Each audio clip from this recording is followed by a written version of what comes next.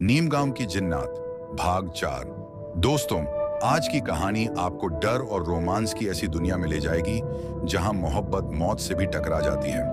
क्या फरिश और सायरा अपनी मोहब्बत बचा पाएंगे या जाफिर की आग नीम गांव को जला डालेगी?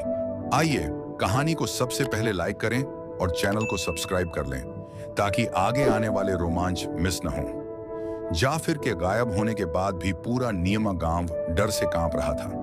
गांव वाले रात को दरवाजे बंद कर लेते क्योंकि उन्हें लगता था कहीं जिन्न फिर से हमला ना कर दें। पंचायत के लोग बार बार फरिश के घर आते और चिल्लाते, इसे और इसकी जिन्नात को गांव से निकाल दो, नहीं तो नीम गांव पर बड़ा संकट आ जाएगा। लेकिन फरिश और सायरा अब एक दूसरे का हाथ पकड़े थे। सायरा धीमी आवाज में बोली, फरिश, अब हमें सावधान रहना होगा, जाफिर वापस आएगा। रात के ठीक 12 बजे गांव के बाहर पुराने बरगद से फुसफुसाहट की आवाज आने लगी। सायरा, सायरा, तू बच नहीं पाएगी। गांव का कुत्ता जोर जोर से भौंकने लगा। फरिश खिड़की से झांकता है तो उसे पेड़ के पास काला साया हिलता डुलता नजर आता है। उसके शरीर में सिहरन दौड़ जाती है। सायरा फौरन फरिश का हाथ पकड़कर कहती है, वो जाफिर नहीं है, ये उसके भेजे हुए परछाई जिन्न है। ये डर फैलाने आए हैं।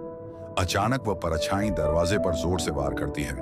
पूरा घर हिल जाता है। सायरा कांपते हुए कहती है, फरिश, अगर ये घर तोड़कर अंदर आ गए तो हमें कोई नहीं बचा पाएगा। फरिश उसकी आंखों में देखकर कहता है, जब तक मैं जिंदा हूं तुम्हें कुछ नहीं होगा। सायरा उसकी बाहों में खुद को छुपा लेती है। उस पल दोनों की सांसें तेज थीं।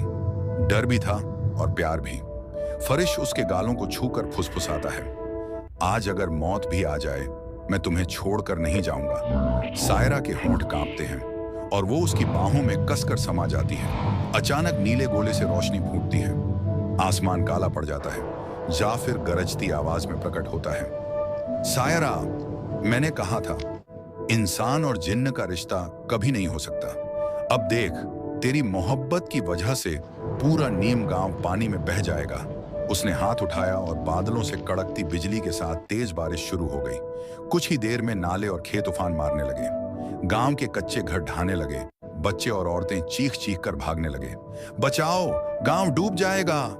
लोग चीखते हुए भाग रहे थे। सायरा कांपती हुई बोली, फरिश, ये आग नहीं, बाढ़ है। अगर मैंने इसे रोका नहीं तो पूरा गांव बह जाएगा। उसने आंखें बंद की। उसका शरीर नीली रोशनी से चमक उठा। वो आसमान की ओर देखकर चिल्लाई, अगर मेरी मोहब्बत सच्ची है तो इस विनाश को रोक लो, वरना सब खत्म हो जाएगा। तभी नीली बिजली चमकी। तेज बारिश अचानक थम गई और आसमान से उतरते पानी को रोशनी ने सोख लिया। गांव वालों ने राहत की सांस ली, लेकिन चारों ओर तबाही थी। दीवारें टूटी हुई, खेत पानी में डूबे हुए और हर चेहरा डरा हुआ। जाफिर पीछे हट गया, लेकिन उसकी आवाज गूंजी, सायरा, तूने इस बार तो रोक लिया, लेकिन याद रख, अगली बार ये गांव बच नहीं पाएगा। तुम्हारी मोहब्बत हर दिन मौत से लड़ती रहेगी। इतना कहकर वो काले बादलों में गायब हो गया। गांव वाले डरकर अपने घरों में छुप गए। सन्नाटा छा गया। उस रात फरिश और सायरा अकेले रह गए। डर अब भी था, लेकिन उससे बड़ा था उनका प्यार। फरिश ने सायरा को अपनी बाहों में भर लिया। सायरा ने उसकी आंखों में देखा और धीरे से कहा, आज की रात सिर्फ हमारी है। बारिश की बूंदें खिड़की से गिर रही थीं। मोमबत्ती की हल्की रोशनी में दोनों एक दूसरे के बेहद करीब आ गए। उनके होंठ मिले और पूरा कमरा मोहब्बत की खुशबू से भर गया। डर, खतरे और जाफिर की धमकी के बीच उनकी मोहब्बत और गहरी हो चुकी थी। सुबह हुई तो गांव वाले अब भी डरे हुए थे। कुछ लोग कह रहे थे, ये मोहब्बत हमें तबाह कर देगी, लेकिन कुछ ने माना, शायद यही मोहब्बत हमें बचा सकती है। फरिश ने सायरा से वादा किया, अब चाहे जो हो हम साथ रहेंगे। सायरा मुस्कुराई, लेकिन उसके दिल में जाफिर की धमकी गूंज रही थी। कहीं ना कहीं वो जानती थी ये शुरुआत थी एक और बड़े तूफान की। दोस्तों, ये थी नीम गांव की जिन्नात भाग 4 की रोमांचक कहानी। अब सवाल ये है, क्या जाफिर सच में वापस आएगा? क्या फरिश और सायरा की मोहब्बत उनका साथ निभा पाएगी? अगर आप जानना चाहते हैं भाग 5 तो वीडियो को लाइक करें, कमेंट करें और चैनल को सब्सक्राइब करना मत भूलें।